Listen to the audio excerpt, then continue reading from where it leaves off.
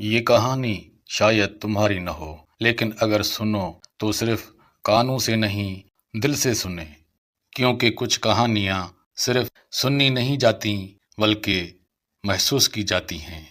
قسمت، وہ لڑکی جو کنواری نکاح کے بندھن میں بندھتی ہے اور شادی کی پہلی رات اس کا شوہر شراب کے نشے میں دھت ہوتا ہے، محض اتفاق یا قدرت کی خاموش سزا۔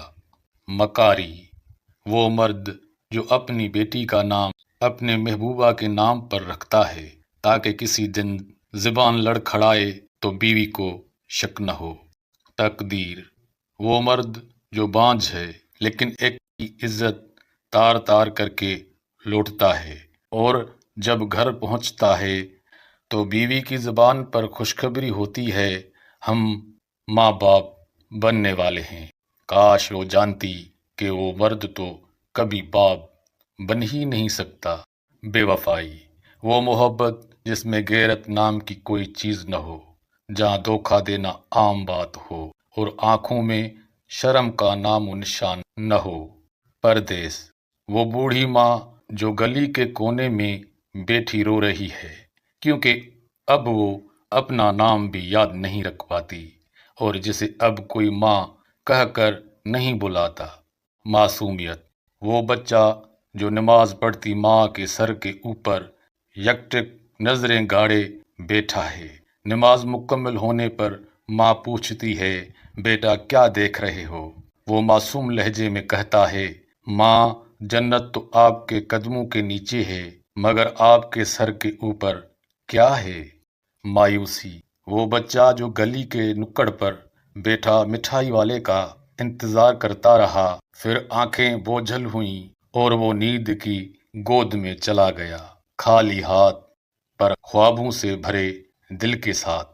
خوبصورتی یہ ہے کہ ان لفظوں کو صرف نہ پڑھا جائے بلکہ محسوس بھی کیا جائے۔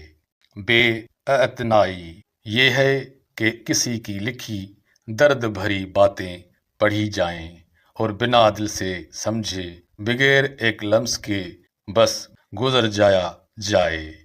انتظار، وہ بیوی جو ہر رات دروازے پر بیٹھ کر شوہر کی راہ تکتی ہے، جو کبھی لوٹتا نہیں لیکن وہ یقین کا دیا بجھنے نہیں دیتی۔ خاموشی، وہ ماں جو اپنی بیٹی کے زخموں کو دیکھ کر کچھ نہیں کہتی، بس چپ چاپ اس کا سر سہلاتی ہے، کیونکہ سچ بولنا اس گھر کو توڑ سکتا ہے۔ جھوٹ، وہ وعدہ جو محبت کے نام پر کیا جائے لیکن دل سے نہیں، صرف وقت گزارنے کے لیے۔ سچائی، وہ آنسو جو تب گرتے ہیں جب ہم تنہا ہوتے ہیں، کیونکہ دنیا کے سامنے ہم مسکرانا سیکھ چکے ہوتے ہیں۔